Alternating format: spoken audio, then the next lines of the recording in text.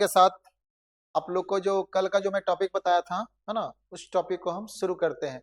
जैसा कि हमने आपको बताया था जेनेटिक्स के बारे में, खास करके कल का वीडियो आपने देखा होगा, आपको काफी बेसिक नॉलेज आपको हो चुके होंगे रिलेटेड टू जेनेटिक्स। तो मैंने बताया था कि सारे हिंदी वर्सेस इंग्लिश दोनों बच्चे को, है ना, खास करके दोनों विद्यार्थियों को बहुत ही अच्छे तरीके से एकदम बेहतरीन नोट्स के आधार पे, है ना, एक एक बिंदु के बारे में, कहाँ से क्वेश्चन आता है, किस पॉइंट पे क्वेश्चन आता है, वो सारे पॉइंट का कॉलम मैंने बना रखा है। पीडीएफ के माध्यम से आपको सारा नोट्स चला जाएगा। तो सबसे पहले वन बाय वन इस सारे लाइन को मैं, है ना, आपके सामने आज का ये टॉपिक है प्रिंसिपल ऑफ इनहेरिटेंस शुरू कर रहे हैं। तो चलिए जितना जल्दी हो सके आप ऑनलाइन जल्दी से जुड़ जाए, क्योंकि आज का टॉपिक बहुत ही बेहतरीन होने वाला है। और इस टॉपिक में छूटा तो समझिए आपका 8 नंबर गया काम से। तो एकदम बहुत ही स्थिर माइंड से इस वीडियो को देखें, और देखने के बाद मैं आपको पीडीएफ, है ना, इसके सारे नोट्स आपको मैं टेलीग्राम पे मैं भेज दूंगा, और उसे आप बहुत ही आसानी से वन बाय वन, है ना, उसे दोबारा पढ़ के आपका सारा टॉपिक क्लियर हो जाएगा और सारे क्वेश्चन आपके यूं बनेंगे यूं। तो चलिए शुरू करते हैं। तो जैसा कि आज का टॉपिक था principle of inheritance, principle of inheritance and variation. तो देखिए, अगर मैं कल इनहेरिटेंस के बारे में मैं नहीं बताता तो आप कंफ्यूज हो जाते हैं कि सर इनहेरिटेंस होता क्या है। तो मैं इनहेरिटेंस से रिलेटेड मैंने हेरिडिटी के बारे में बताया। तो चलिए इनहेरिटेंस आज मैं जानूंगा आनुवांशिकी के सिद्धांत, है ना, प्रिंसिपल सिद्धांत, इनहेरिटेंस अनुवांशिकी, अनुवांशिकी के सिद्धांत के सारे टॉपिक्स को वन बाय वन करके क्लियर करते हैं। तो जैसा कि हमने बताया कि इनहेरिटेंस में सबसे पहले हेरिडिटी को जानना है। तो मैंने कल बताया था कि हेरिडिटी क्या होता है ना। हेरिडिटी का मतलब होता है वंशागति, अर्थात माता पिता का गुण, कैरेक्टर्स ट्रांसफर होते हैं बच्चों में, दादा दादी का कैरेक्टर ट्रांसफर होते हैं बच्चों में। तो ये सारी प्रक्रिया को, है ना, जेनेटिक्स के माध्यम से पढ़ते हैं। और जेनेटिक्स का मतलब ही होता है study of inheritance and heredity. तो देखिए, हेरिडिटी की बात है ना, हेरिडिटी अर्थात वंशागति और इनहेरिटेंस अर्थात अनुवांशिकी। तो हिंदी वाले खास करके माइंड में एकदम सेटअप कर लो कि हेरिडिटी का मतलब होता है वंशागति। वंशागति का मतलब है किस वंश से हुए। जैसे आम का प्रजाति आम प्रजाति आम के वंश से है, चावल का प्रजाति चावल वंश से है। तो उसी तरह से ह्यूमन बींग्स की प्रजाति ह्यूमन से है। तो हम लोग की अपनी प्रजाति है, हम लोग अपने फैमिली मेंबर से हैं, यानी कि हमारे प्रजाति में वंशागति की बात किया जाएगा तो दादा दादी का, नाना नानी का। तो उसी तरह से ये मेंडल जी ने, है ना, स्टार्टिंग फेज में ही, है ना, बहुत सारे सिद्धांत दे डाला, और ये सारे जीव जंतुओं पे ये सेम वैल्यू बनता है।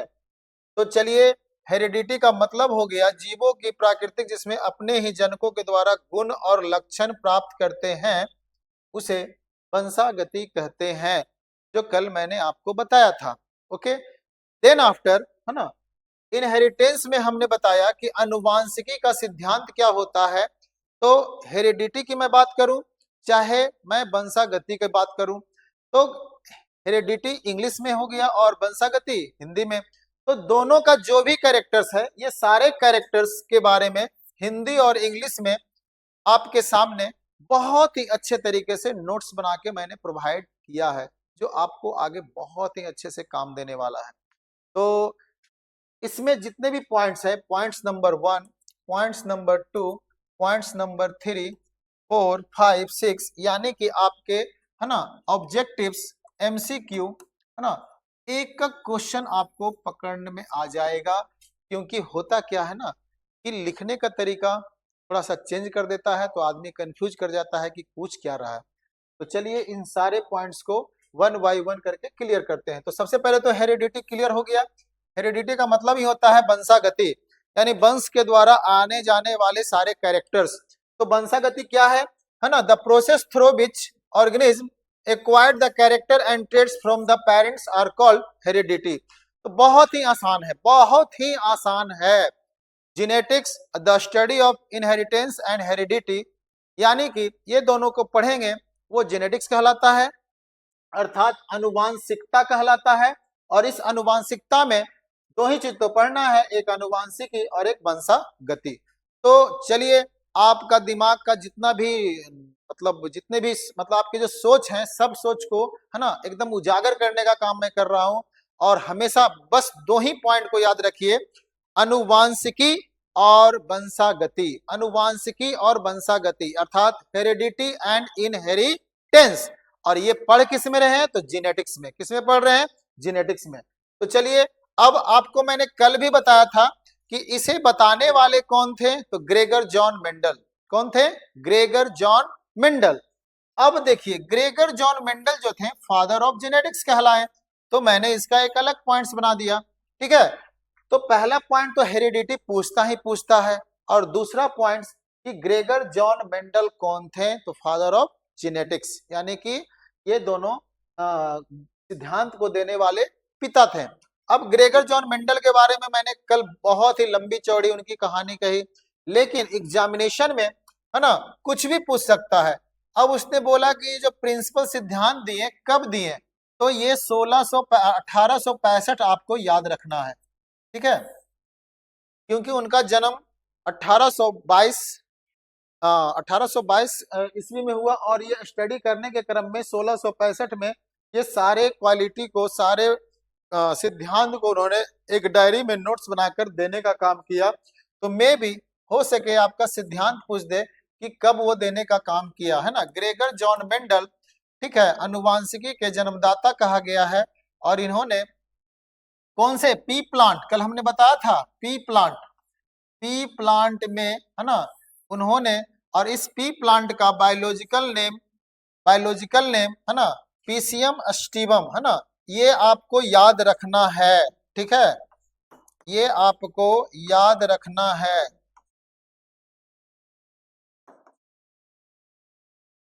होता क्या है ना, ये बायोलॉजिकल नेम है, मटर के पौधे का जो दाना है उसका बायोलॉजिकल नेम क्या है, पीसियम स्टेटियम। ठीक है, तो ये चीज आपको, इसमें आपके दो पॉइंट्स बनते हैं।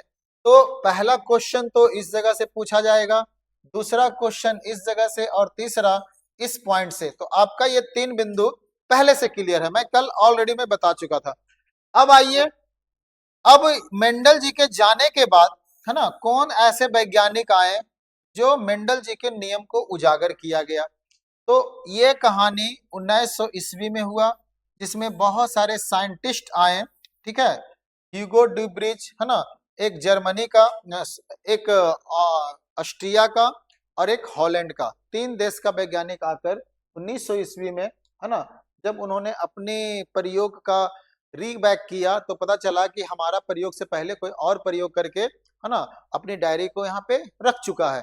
तो जैसे ही उस डायरी को देखा, तो सबका दिमाग गया काम से, बोला अब तो मेरा खोज सब पानी बन गया। क्यों, हमसे पहले कोई महान व्यक्ति बहुत ही अच्छे तरीके से, हम तो 4 ही कैरेक्टर को शो कर रहे हैं, ये तो 7 कैरेक्टर को शो किए हैं, तब तीनों मिलकर है ना, सभी मिलकर ये ग्रेगर जॉन मेंडल को सम्मानित किया गया कि सच में इसका मेन अधिकारी मैं नहीं बल्कि ये वैज्ञानिक है ना, इन्हें सम्मान किया जाए ताकि एक साइंटिस्ट का जो वजूद बचा रहे है ना। तो यही वो 1900 ईस्वी में 3 साइंटिस्ट जो आया, जिन्होंने सम्मान पूर्वक ग्रेगर जॉन मेंडल को फादर ऑफ जेनेटिक्स से सम्मानित किया गया। तो इस तरह से एक पॉइंट्स यहाँ भी बनता है कि ग्रेगर जॉन मेंडल के बारे में कंप्लीट जानकारी कब प्राप्त हुई, तो वो प्राप्त हुई 1900 ईस्वी में। कितना से ईस्वी में, 1900 ईस्वी में। तो मैंने कल एक क्वेश्चन भी बताया था कि ये दोनों ना पूछकर कुछ और क्वेश्चन पूछ डाले कि बताओ मेंडल के जन्म के कितने साल के बाद इनके खोजे गए सारे प्रोडक्ट, खोजे गए सारे मटेरियल के बारे में लोगों को जानकारी प्राप्त हुआ। तो मैंने बताया था 40 साल बाद, इनके खोज के 40 साल बाद, और इनके मरने के कितने साल बाद, तो इनके मरने के 16 साल बाद, यानी कि इनकी मृत्यु जो हुई 1884 ईस्वी में। ठीक है, तो इनके मरने के 16 साल के बाद ठीक है, तो देखिए 84 में 16 जोड़ते हैं तो 1900 ईस्वी आता है। तो मरने के 16 साल के बाद और खोज के 40 साल के बाद मतलब इनके बारे में लोग जाना। तो एक क्वेश्चन यहां से बनेगा, दो क्वेश्चन यहां से और एक क्वेश्चन यहां से। अब आइए, कल मैंने इस पे भी डिस्कस किया था। क्या डिस्कस किया था कि मेंडल जी को बारे में जब समझना है, जानना है, तो उनके खोजे गए टेक्निकल बर्ड्स का बहुत ज्यादा इंपॉर्टेंट रोल है। तो कल मैंने आपको बताया था एलील के बारे में, क्या होता है एलील। अब देखिए कुछ और भी टेक्निकल बर्ड थे जो कल मैंने नहीं बताया था, कोई बात नहीं है। Homozygous, heterozygous, allele. तो एलील के बारे में मैंने बताया ना। तो एलील के बारे में, एलील याद रखिए, technical word, some important technical word, some important technicals word मैं बात कर रहा हूं एलील का। उसके बाद मैं बात करूंगा dominance, recessive, pure line, genotype, hybridisation, उसके बाद डोमिनेंस और सेरिगेशन के बारे में। ठीक है, तो इससे पहले मैं आपको कुछ खास इंपॉर्टेंट चीज दिखाना चाहता हूं, है ना। इससे देखने के बाद आपका कंसेप्ट बहुत ही बेहतरीन तरीके से क्लियर होने वाला है। वो कंसेप्ट क्या है, पहले आप थोड़ा समझो। ये एलील के बारे में बताया था कि सेल के अंदर न्यूक्लियस बॉस होता है, न्यूक्लियस के अंदर क्रोमोजोम बॉस होता है, क्रोमोजोम के अंदर डीएनए बॉस होता है और डीएनए के अंदर जीन बॉस होता है।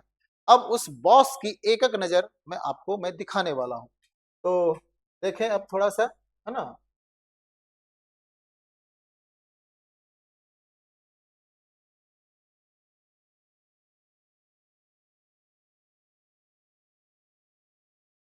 चलिए देखिए, ये आपके सामने, है ना, एक सेल है। क्या है ये? सेल। ठीक है, सेल के अब अंदर जा रहे हैं, सेल के अंदर जैसे ही हम गए, है ना, तो सेल के अंदर सेल का बॉस कौन होता है? न्यूक्लियस। सेल का बॉस कौन होता है? न्यूक्लियस। अब देखो, हम ऑलरेडी सेल के अंदर एंट्री कर चुके हैं, हम ऑलरेडी सेल के अंदर एंट्री कर चुके हैं। अब मैं सेल के अंदर एंट्री किए न्यूक्लियस में। अब देखो न्यूक्लियस के अंदर, हेलो, अब देखो, हमने बताया था आपको कि न्यूक्लियस के अंदर अब एंट्री कर चुके हैं। तो न्यूक्लियस के अंदर कौन बॉस होता है? क्रोमोजोम। अब देन आफ्टर, इस क्रोमोजोम के अंदर हम एंट्री करने जा रहे हैं एक लरी के रूप में। और आप देखिए, इस क्रोमोजोम को जब लरी टूटा, अब इसमें देखिए पाए जाने वाले ये जो सर्कल है, ये क्या है? डीएनए। क्या है ये? डीएनए। अब देखो, इस डीएनए की लरी के अब अंदर जा रहे हैं। अब देखो, ये जो टोटल लरियां हैं, ये क्या है? डीएनए है। अब आइए, आपका क्वेश्चन था, दो क्वेश्चन, कि सर क्या होता है एलील और क्या होता है जिन। आप देख सकते होंगे इस जगह पे आपको जिन दिखाई पड़ा। तो आप समझ सकते हो कि हमारे बॉडी ही एक तरह से यूनिवर्स है। ठीक है, हम लोग आसमान में देखते हैं कि आसमान में ये तारे हैं, है ना, ये सोलर सिस्टम है, ये है। सच में देखा जाए तो हमारा ब्रेन, हमारा बॉडी यूनिवर्स से भी ज्यादा जटिल है। तो अभी हमने आपको क्या दिखाया? सेल, सेल के अंदर न्यूक्लियस, न्यूक्लियस के अंदर क्रोमोजोम, क्रोमोजोम के अंदर डीएनए। अब देखिए, ये क्रोमोजोम की जब लड़ियां टूटती है तो इसमें क्या प्राप्त होता है? डीएनए। अब यहां पर से कहानी शुरू होती है, किसका? जेनेटिक्स का। किसका? जेनेटिक्स का। तो लोग सोचते हैं कि मम्मी पापा का कैरेक्टर कैसे आ जाता है? तो ये लाने वाले हमारे डीएनए महाराज हैं। कौन है? ये हमारे डीएनए महाराज जी। अब ये डीएनए क्या है, तो आप समझ रहे हो कि डीएनए क्या है। अब देखिए, ये दो लड़ियों से मिलकर बना है। तो मैंने कल बताया था कि एक लड़ी मम्मी का और एक लड़ी पापा का, यानी कि ये दो लड़ियों से मिलकर बना होता है। और ये जो दो लड़ी होती है, एक मदर का होता है और एक फादर का। यानी कि इसमें जो दो लड़ियां हैं और ये जो बीच में जो लाइन देख रहे हो ना, यही तो जिन है, यही तो कैरेक्टर्स है। कुछ कैरेक्टर्स पापा का, कुछ कैरेक्टर्स मम्मी का, और मिक्स होकर, है ना, इसके बारे में बताने का काम किए ग्रेगर जॉन मेंडल नहीं, बल्कि ग्रेगर जॉन मेंडल तो मटर के बारे में बताए, लेकिन उसके बाद का जो साइंटिस्ट आए है ना, वो जो वर्क किया था स्पेशल क्रोमोजोम पे किए थे, और वही क्रोमोजोम के अंदर डीएनए पे किया था। तो सारे बात आपके सामने वो प्रस्तुत हुआ, और फिर एक नया नया टेक्नोलॉजी का डेवलपमेंट हुआ जिसे बोला गया बायोटेक्नोलॉजी। ठीक है, तो अब इस फिगर को थोड़ा सा आगे देखते हैं कि अब इस डीएनए के अंदर क्या मटेरियल है। अब देखिए, अब इस डीएनए की लड़ियां टूटेगी। अब इस डीएनए की लड़ियां टूटकर इसमें बहुत सारे चीज जुड़ने वाले हैं। अब इसमें कौन सी लड़ियां टूटकर क्या जुड़ने वाले हैं, तो इसमें आरएनए का पॉलीमर्स, आरएनए का पॉलीमर्स जुड़ने वाले हैं।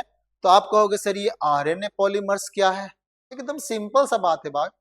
क्या हम लोग खाना खाते हैं, तो खाना में क्या खाते हैं, भोजन में क्या करते हैं, 5 चीज हम लोग एब्जॉर्ब करते हैं, carbohydrate, protein, fat, vitamin, minerals.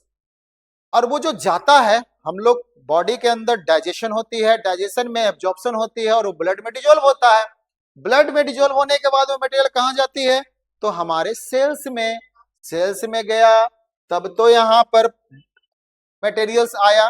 तो सर ये गोल वाला क्या है, तो ये गोल वाला प्रोटीन है, जो हम लोग प्रोटीन खाए थे ना, वो प्रोटीन मॉलिक्यूल्स है जो हमारे बॉडी के अंदर इन कर रहा है। अब देखो, इन करने के बाद डीएनए की लड़ियां में जुड़ती है, और इस तरह से एक डीएनए से 2 डीएनए का निर्माण होता है, और इस तरह से बहुत सारे पॉलीमर्स आपस में जुड़कर, है ना, एक न्यू डीएनए का फॉर्मेशन हो रहा है। और ये न्यू डीएनए कैसे बन रहा है आपके दिमाग में चल रहा होगा। तो बाबू, आप लोग, हम लोग डेली जो खाना खाते हैं, तो लास्ट क्या करता है, वही तो रिपेयरिंग करता है। कहने का मतलब है कि जो यूजेबल मटेरियल है हमारा बॉडी का, सेल, सेल के अंदर न्यूक्लियस, क्रोमोजोम, डीएनए, उस मटेरियल्स को एब्जॉर्ब कर लेता है। बाकी वेस्टेज को हम लोग सुबह, है ना, बाथरूम में डिस्चार्ज कर देते हैं। अब देखिए, उसी बीच में आप देख रहे होंगे, है ना, UGCATGA, ये केमिकल है ना, जिस केमिकल का नाम है एडेनिन, ग्वानिन, थायमिन, साइटोसिन, और यही तो है जिनपोल। ये क्या है, जिनपोल। बहुत ही मजा आएगा। और ये जिनपोल बना कैसे, हम लोग जो खाना खाएं उसी से तो बना। अगर इन केस दैट कोई प्रोटीन नहीं ले रहा है, कोई कार्बोहाइड्रेट नहीं ले रहा है, तो कार्बोहाइड्रेट नहीं ले रहा है तो उसका बॉडी में एनर्जी नहीं मिल रहा है। लेकिन यहाँ तो बॉडी में सेल बनाना है, तो वहां प्रोटीन तो लेना जरूरी है। अगर आप प्रोटीन नहीं लोगे तो ये सब नहीं बनेगा, और जब प्रोटीन लेना शुरू करोगे तो ये सब बनना शुरू हो जाएगा। ये सब बनना शुरू हो जाएगा, आपका बॉडी में डोले सोले बनने शुरू हो जाएंगे। तो कहने का मतलब है कि ये जो सिस्टम है, कहने का मतलब है कि कैसे कैसे वर्क करता है। आप इस एनिमेशन वीडियो के माध्यम से, आप इस टेक्निकल दुनिया के माध्यम से, आप बहुत ही इजी पूर्वक, आप आसानी से देखकर समझ सकते हैं कि हमारे बॉडी के अंदर कैसे कोई वर्क करता है। एक डीएनए कैसे आपस में जुड़ती है, नया डीएनए बनाती है, और इस तरह से, है ना, कैसे डीएनए आरएनए आपस में जुड़कर एक नए नए क्रोमोजोम बनाकर एक न्यूक्लियस से 2 न्यूक्लियस का डेवलपमेंट होता है। तो अब आपको हर एक एंगल से जब आप देखोगे, अब देखो इस जगह पे राइबोसोम आप पढ़े होंगे, है ना, सेल में आप पढ़े होंगे कि राइबोसोम क्या करता है। तो राइबोसोम प्रोटीन सिंथेसाइज का काम करता है, जो एंडोप्लाज्मिक रेटिकुलम के इर्द गिर्द घूमता रहता है। Rough endoplasmic reticulum and smooth endoplasmic reticulum. तो रफ में राइबोसोम पाए जाते हैं, और यह राइबोसोम को हेल्प करता है आरएनए। और आरएनए 3 प्रकार का, मैसेंजर आरएनए, ट्रांसफर आरएनए और राइबोसोमल आरएनए। अब देखिए बॉडी के अंदर कैसे कैसे सारे मटेरियल को एक जगह जमा करके, है ना, सारे मटेरियल को एक जगह जमा करके किस तरह से, है ना, एमिनो एसिड जुड़कर बॉडी का सेल डेवलपमेंट का काम करता है। यानी हम लोग डे बाय डे ग्रो कर रहे हैं। एक छोटा सा बच्चा बड़ा हो रहा है, बड़ा सा बच्चा जवान हो रहा है, जवान बच्चा धीरे धीरे एज को पूरा करके एक मैच्योरिटी में आता है, और धीरे धीरे वो ओल्ड होता चला जाता है। और जब वो बनता है तो किस तरह से हमारे बॉडी में ये केमिकल कॉम्बिनेशन आपस में जुड़ जुड़ कर, देखिए डीएनए की, प्रोटीन की लड़ियां राइबोसोम को जोड़ जोड़ कर किस तरह से न्यूक्लियस को बड़ा करने का काम करता है, कैसे ये चैन बनाता है। तो ये सब मटेरियल है, ये आया कहां से? वही जो हम लोग खाएं। इसीलिए कहा जाता है प्रोटीन लो, बॉडी को 3 चीज एनी टाइम दो, प्रोटीन, कार्बोहाइड्रेट, विटामिन और मिनरल्स। यही सब तो मिलकर है ना बॉडी में मसल्स बनाने का काम करता है। और यही मसल्स जब बनती है तो आपका शरीर बिल्कुल फिट एंड फाइन नजर आता है। तो आपको है ना मैंने एक छोटा सा सिर्फ झलक दिखाया है ना कि कैसे मतलब हमारा बॉडी किस तरह से कार्य करता है ना, किस प्रकार से हमारा बॉडी है ना वर्क करता है, किस प्रकार से बॉडी हमारा वर्क करता है और कैसे कैसे ये सारे काम होते हैं। तो चलिए अब आते हैं हम लोग टॉपिक पे, ठीक है। तो ये हम आपको इसलिए बताएं क्योंकि ये बेसिक कंसेप्ट है कि सर आप बोलते हैं क्रोमोजोम, डीएनए, तो ये हकीकत है क्या? तो बात कर रहे हैं कि एनिमल का बॉडी हो चाहे प्लांट का बॉडी हो, प्लांट सेल भी तो पढ़े थे आप, तो प्लांट सेल में भी तो न्यूक्लियस होता है, उसमें भी तो क्रोमोजोम होता है, तो वर्क वही होता है। और मेंडल जी हमारे एकदम क्या कहें एकदम परफेक्ट आदमी थे। उन्होंने कितना इजी पूर्वक मटर के पौधे से उसकी कोशिकाओं में होने वाली सारी घटनाएं, परिवर्तन को बहुत ही इजी पूर्वक बताने का काम किया। प्रॉब्लम सिर्फ क्या होता है कि बच्चे उनका टेक्निकल वर्ड्स पहले से रट्टा नहीं मारते, उसको नहीं समझ पाते हैं, तो उसको पूरा जेनेटिक्स टफ लगता है। तो मैं बात कर रहा था एलील का, तो वो जो डीएनए जहां जहां से टूट कर नए नए जो जुड़ रहे थे उस पॉइंट को ही एलील बोलते हैं। तो स्वाभाविक है प्लांट के सेल में भी डीएनए है और एनिमल सेल के भी डीएनए है। तो एलील का मतलब आप समझ चुके हैं कि जिनके भाग के विकल्पी रूप होते हैं क्या? एलील। कोई दिक्कत, कोई कंफ्यूजन? No any confusion. बहुत मजेदार, एकदम जानदार, शानदार, एकदम धमाकेदार, है ना। नहीं पढ़ोगे बाबू तो फिर जिंदगी है बेकार, ठीक है। तो चलिए अब आया होमोजाइगस और हेट्रोजाइगस। ये उससे भी आसान बात है। होमो मतलब होता है एक समान, हेट्रो मतलब होता है अलग अलग। देखिए तो होमो मतलब क्या होता है? तो जैसे हम लोग के बॉडी में क्रोमोजोम आपस में जुड़ा, क्रोमोजोम आपस में जुड़ा, तो हम लोग के बॉडी में दो ही तरह का तो क्रोमोजोम होते हैं, एक होते हैं एक्स क्रोमोजोम और एक होता है वाई क्रोमोजोम। अगर एक्स एक्स जुड़ गया तो दोनों एक जैसा है, तो इसको क्या कहेंगे? होमोजाइगस। अगर एक्स वाई जुड़ गया, दोनों अलग अलग है, तो इसको क्या कहेंगे? हेट्रोजाइगस। इतना आसान तो कुछ है भी नहीं। होमो मतलब एक समान, हेट्रो मतलब अलग अलग। तो क्रोमोजोम हमारे लोग में दो तरह का है, एक्स वाई मिलता है तो बॉयज होता है, एक्स एक्स मिलता है तो गर्ल्स होता है। तो होमो मतलब एक्स एक्स और हेट्रो मतलब एक्स और वाई। तो समझ में आई? चलिए तो अब आते हैं नेक्स्ट टॉपिक पे। तो चलिए अब बात कर रहा है डोमिनेंस और रिसेसिव। वाह वाह क्या बात है, डोमिनेंस एंड रिसेसिव, बहुत बहुत आसान चीज। डोमिनेंस का मतलब होता है देने वाला और रिसेसिव का मतलब होता है ग्रहण करने वाला। अब देखिए हम हो चाहे आप हो, मैं हो चाहे आप हो, जो भी हो अपने माता पिता के संतान है। अब देखिए लड़का का होना चाहे लड़की का होना, डोमिनेंस कौन होता है? फादर होते हैं। क्यों? क्योंकि उन्हीं पे डिपेंड है। एक्स जाएगा तो लड़की होगा, वाई जाएगा तो लड़का होगा। तो डोमिनेंस का मतलब होता है 100% मेल। तो देखिए अब इसके अकॉर्डिंग क्या कह रहा है? कह रहा है कि जिन अभिव्यक्त करता है उसे प्रभावी जिन कहते हैं, जो परिघटित प्रभावित को करता है। बिल्कुल सही बात है ना। अगर एक्स एक्स दे दिया तो लड़की हो गया और एक्स वाई दिया तो लड़का हो गया, यानी कि डोमिनेंस पे ही सारा काम होता है, ठीक है। अब रिसेसिव हो गई फीमेल। क्यों? क्योंकि मेल जो देगा वही तो फीमेल वर्क करेगा। तो यह वह एलील है जो प्रभावी जीन की उपस्थिति स्वयं व्यक्त नहीं कर सकता, इसके पास कोई क्षमता ही नहीं है ना। इसमें फीमेल का कोई मर्जी ही नहीं है, वो तो हमेशा बराबर योगदान देता है। तो हमेशा याद रखिएगा, डोमिनेंस देने वाला, रिसेसिव ग्रहण करने वाला। केमिस्ट्री के माध्यम से अगर आप समझना चाहते हैं तो जैसे सोडियम और क्लोरीन, सोडियम हमेशा सोडियम जो है हमेशा एक इलेक्ट्रॉन को दे देता है और क्लोरीन हमेशा एक इलेक्ट्रॉन को ग्रहण करता है। तो आपको पता है देने वाला दाता और ग्रहण करने वाला को नेगेटिव बोलते हैं, यानी दिया वो पॉजिटिव चार्ज और जो इलेक्ट्रॉन को लिया वो नेगेटिव चार्ज। तो देने का काम कौन किया? सोडियम हमेशा देगा और रिसेसिव मतलब एक उसको हमेशा घट रहा है तो एक इलेक्ट्रॉन को लेगा।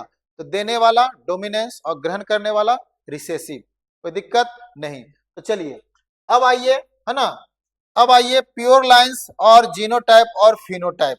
ठीक है, कहने का मतलब है कि वैसा जीन जिसमें सभी केवल समयुग्मी होते हैं, है ना, और अन्य एलील अनुपस्थिति होते हैं, उसे प्योर लाइंस कहते हैं। ये सब बहुत ही नॉर्मल टॉपिक है, इसमें कोई ज्यादा तामझाम करने की जरूरत नहीं है।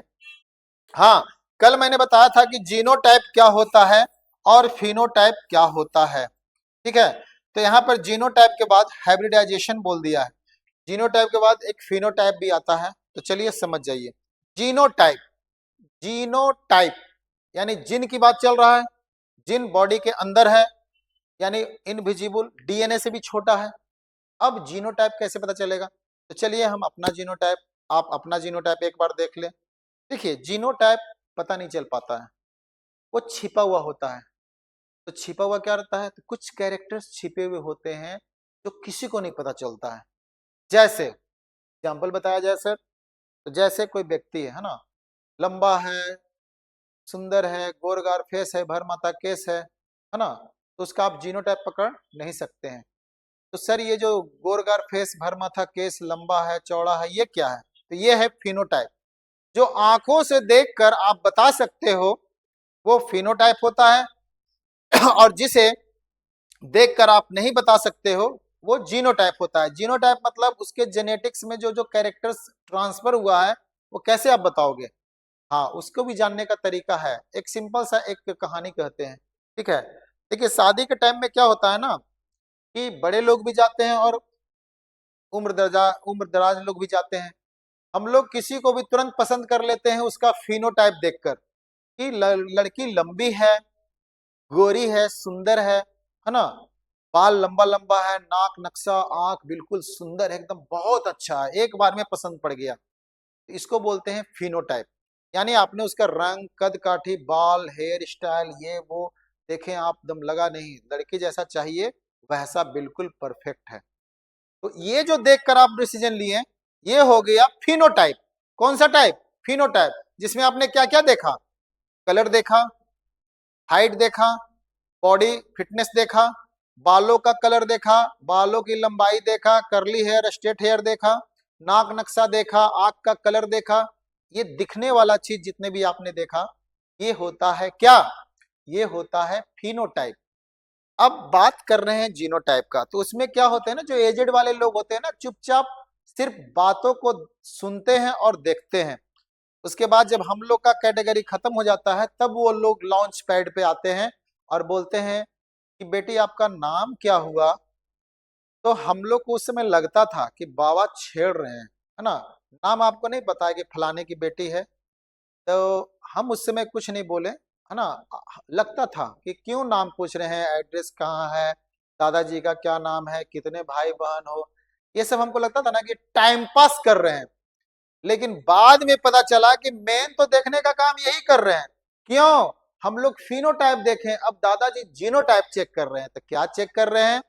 तो उनसे जब क्वेश्चन पूछा गया तो मेंटली पूछा गया कि आपके दादा कितने भाई हैं, तो वो सोच के बताया इतने भाई हैं। आप कितने भाई बहन हैं, कहाँ तक पढ़े हैं? तो बोलने के क्रम में उन्होंने ये देखा कि ये लड़की तुतलाती तो नहीं है, हकलाती तो नहीं है, क्योंकि ये छिपा हुआ कैरेक्टर है। तो एक जगह पे क्या हुआ ना, उससे कुछ भी पूछा जा रहा था तो वो शर्मा रही थी। तो दादाजी बोले कि भैया ठीक है, शर्माना तो लड़की का गहना है, बट मैं जो पूछ रहा हूँ उसका जवाब भी तो देना है। तो लड़की का बाप बोला कि देखिए जवाब तो दे सकती है, लेकिन क्या करें, मेरी बेटी बहुत ही शर्मीली है, तो शर्माने से काम नहीं ना चलेगा, कुछ तो बताना पड़ेगा। तो अंत में रहा नहीं गया, आधा घंटा 1 घंटा के बाद बोला गया कि भैया इससे कुछ भी तो बोलने के लिए कहिए, चलिए गाना ही सुना दीजिए। तो गाना तो बहुत दूरों की चीज था, जैसे ही बोलने का जब बारी आया तो बोला आपा चापा डाबा। तो दिमाग के नस नाड़ी सब ढीला हो गया, ये क्या बोलती है, कुछ भी पूछो तो आपा चापा डाबा। यानी कि उसका फिनोटाइप बहुत ही फिट एंड फाइन था, बट जीनोटाइप बहुत दिक्कत था। तब हो गया कहानी खत्म कि बाप रे बाप, लड़की में तो कोई कमी नहीं है, फिनोटाइप में तो कुछ कहना ही नहीं है, बट जीनोटाइप में प्रॉब्लम ही प्रॉब्लम है। तो लड़का का माँ पूछी कैसे आप बोल रहे हैं, बोला तुम ही आके देख लो भगवान, है ना। तो जब भी वो कुछ पूछा तो कहता है आपा चप्पा डब्बा। तो समझ जाइए जीनोटाइप छिपा रहता है, यानी कि उसको बोलने का, है ना, बोलने मतलब कुछ भी बोल नहीं पाती थी, कुछ भी पूछो तो आपा चप्पा डब्बा। ये जीनोटाइप कैरेक्टर है। और एक तो और होता है ना, एनीमिया का बीमारी, दम्मा का बीमारी, है ना, बेहोश हो जाना सडनली। उसके बाद इंटरनली रोग, जेनेटिकली डिसऑर्डर, ये छिपा हुआ कैरेक्टर है। बॉडी में लिप्रेसी, व्हाइट रोग, देखिएगा लेडीज लोग को हमेशा चेक करता है पीठ पैर हाथ, है ना, सब ठीक ठाक है ना। क्यों? वो जीनोटाइप चेक कर रहा है, फिनोटाइप तो हम लोग देख ही चुके हैं। यानी कि पहले के जो लोग हैं, बुजुर्ग हैं, है ना, वो जानते हैं कि क्या जरूरी है। फिर उनके वंशज को देखा जाता है कि इसमें कोई बीमारी तो नहीं ना है इसके फैमिली बैकग्राउंड में, ताकि वो जेनेटिक ट्रांसफर नहीं हो जाए। तो इसीलिए कहते हैं क्या होता है जीनोटाइप और क्या होता है फिनोटाइप। सोचिए मेंडल जी कितना बढ़िया बढ़िया शब्द देकर गए थे, है ना। तो आई थिंक आप भी आज के बाद कुछ भुलाओ चाहे नहीं, ये तो बिल्कुल नहीं भुलाओगे जीनोटाइप और फिनोटाइप। तो चलिए जीनोटाइप क्लियर हो गया। कहने का मतलब है द जेनेटिक्स, है ना, constitution of the an organism, जीव की अनुवांशिकी संरचना जीनोटाइप कहलाता है। और ये लाइन से आपको कितना समझ में आएगा? कुछ भी नहीं आएगा। यानी कि जीन का जो ट्रांसफर कैरेक्टर होता है, जो छिपा हुआ होता है, वो जीनोटाइप है। हम यहाँ पर आ गए वीडियो बनाने के लिए और कुछ नहीं बोले, चुपचाप खड़ा रहे, है ना, और बोले ही नहीं।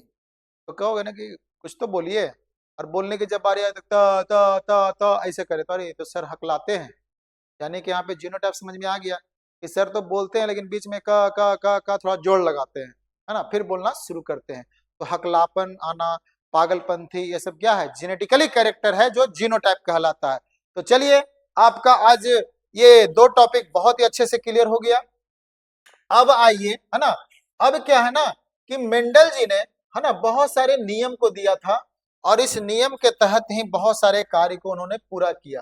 तो क्या किए मेंडल जी ने, क्या किया, इन्हीं के बातों को तो जानना है। तो मेंडल जी ने सबसे पहले प्रथम पीढ़ी, प्रथम पीढ़ी, है ना,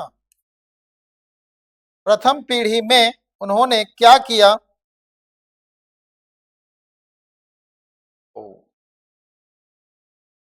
प्रथम पीढ़ी में उन्होंने क्या किया?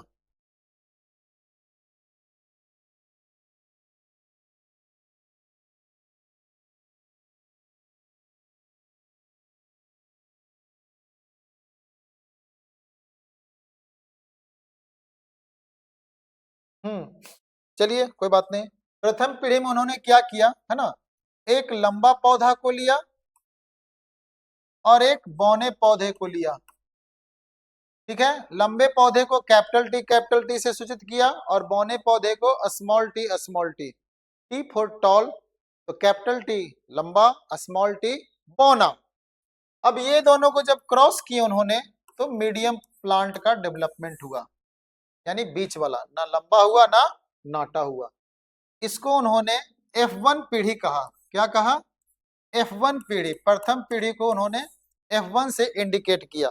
अब देखिए उन्होंने ऐसा क्यों किया और ये गोल गोल क्यों लिखा? बहुत ही सिंपल सी बात है, मटर के पौधे का जो मटर होता है गोलाकार होता है। ये गोल करने का रीजन है कि हम मटर के पौधे के बारे में स्टडी कर रहे हैं। बहुत ही अच्छा तो टेक्निक उन्होंने यूज किया। तो उन्होंने लंबा पौधा कैपिटल टी, बौना पौधा स्मॉल टी, तो ये कौन सा प्लांट निकला? मीडियम। अब क्या किए उन्होंने कि इसी प्लांट को, है ना, capital T small T medium को मीडियम के साथ जब क्रॉस किया गया, तो उसके द्वारा जो न्यू जनरेशन आया वो कैसा बना? कहने का मतलब है कि F1 के बाद F2 पीढ़ी क्या होगा। अब देखिए उन्होंने क्या किया कि कैपिटल टी, कैपिटल टी और स्मॉल टी पहला जनरेशन का, और ये कैपिटल टी और ये स्मॉल टी सेकंड जनरेशन का। अब ये दोनों को क्रॉस किया गया तो उनके द्वारा क्या क्या क्वालिटी आया। देखो, तो ये क्रॉस मल्टीप्लिकेशन आप लोग मैथ में पढ़े होंगे। कैपिटल टी पहला कॉलम में, दूसरा कॉलम में कैपिटल टी स्मॉल टी, तीसरा कॉलम में कैपिटल टी स्मॉल टी और चौथा कॉलम में स्मॉल टी, यानी कि 4 कैरेक्टर आया। 4 कैरेक्टर क्या क्या आया, तो F2 में, F2 जनरेशन में, है ना, एक लंबा, दो मीडियम और एक स्मॉल, तो इसी को लिखा गया 1:2:1। तो ये F1 जनरेशन का एक रेशियो बना, इसे बोला गया F1 जनरेशन रेशियो। ओके, चलो कोई बात नहीं है। अब देखिए सर ये क्या किए, तो F1 पीढ़ी से F2 पीढ़ी में मेंडल जी ने कन्वर्ट किया, उसमें रेशियो निकला 1:2:1। अब देखिए, जिसको ये समझ में नहीं आया तो बहुत ही सिंपल सा एक सेकंड एग्जांपल से हम बता रहे हैं जो आपको पूरी तरह से समझ में आ जाएगा। लंबा अमिताभ बच्चन और नाटा पौधा को हम बना दिए जया बच्चन। ये कैसे, एनिमल्स पे भी सेम कंडीशन चलता है। अमिताभ बच्चन, जया बच्चन, उससे निकला अभिषेक बच्चन। अभिषेक बच्चन ना ही लंबा है ना ही नाटा है, एकदम मीडियम है। अमिताभ बच्चन पूरा लंबा है, जया बच्चन पूरी नाटी है, हाइट कम है, बॉनी है। अब देखो, अभिषेक बच्चन की शादी ना ही लंबा से किया ना ही नाटा से किया, एकदम मीडियम ऐश्वर्या राय से किया। तो अभिषेक बच्चन की शादी ऐश्वर्या राय से, ये हो गए अभिषेक बच्चन और ये हो गए ऐश्वर्या राय। अब उनके 4 जो संतान आएंगे, 4 जो उनके बच्चे आएंगे, वो कैसे कैसे आएंगे और किस पे आएंगे। तो स्वाभाविक है, अगर कैपिटल टी आ गया तो किस पे गया, दादाजी पे। किस पे गया, दादाजी पे। कैपिटल टी स्मॉल टी आया तो या तो मम्मी पे गया या तो पापा पे, और गलती से स्मॉल टी वाला कैरेक्टर आ गया तो किस पे चला गया, दादी जी पे चला गया। तो आपको पता है कि ऐश्वर्या राय की एक बेटी है आराध्या। अब उसके हाइट के अकॉर्डिंग आपको जानना पड़ेगा कि वो कैसा है। तो अभी मैं कल ही वीडियो देखा था, है ना, वो पापा मम्मी के जैसा हाइट, यानी कि वो मीडियम में आया है। किस में आया है, मीडियम में। तब उसे देखकर कहेगा ना कि बिल्कुल मम्मी पे इसका शकल है, हाइट भी पापा जैसा है, ना ही बोलेगा दादा जैसा और ना ही बोलेगा दादी जैसा। यही तो मेंडल जी ने बताने का काम किया। तो इस तरह से उन्होंने एक रेशियो लाया, जो रेशियो का जो टेबल था 1:2:1। तो आप बहुत बहुत आसान तरीके से आपने जाना कि किस तरह से मेंडल जी ने, है ना, लंबे पौधे को और बौने पौधे को क्रॉस करके, है ना, एक F1 पीढ़ी का डेवलपमेंट किया और रेशियो को निकालकर बहुत ही सरलतम पूर्वक बताने का काम किया। और इसके अलावे बहुत सारे सिद्धांतों को उन्होंने देने का काम किया। तो देखिए, ये टॉपिक एक अच्छा खासा एकदम लंबा है, तो इस टॉपिक को 1 बाय 1 करके, है ना, कल आपको इस प्रोसेस को हम पूरा करेंगे। फिलहाल आज का टॉपिक यहीं तक रखते हुए, है ना, आज का ये क्लास को हम समाप्त करते हैं। और कल, है ना, इसी जोश और जुनून के साथ हम आपके साथ फिर जुड़ेंगे और अनेक सारी बातें, इतनी सारी बातें कि आप खो जाओगे, है ना। और एक नए वीडियो के साथ, एक नए एनिमेशन के साथ आपके साथ मैं प्रस्तुत करूंगा। हम इसी के साथ टेक केयर, गुड बाय, जय हिंद।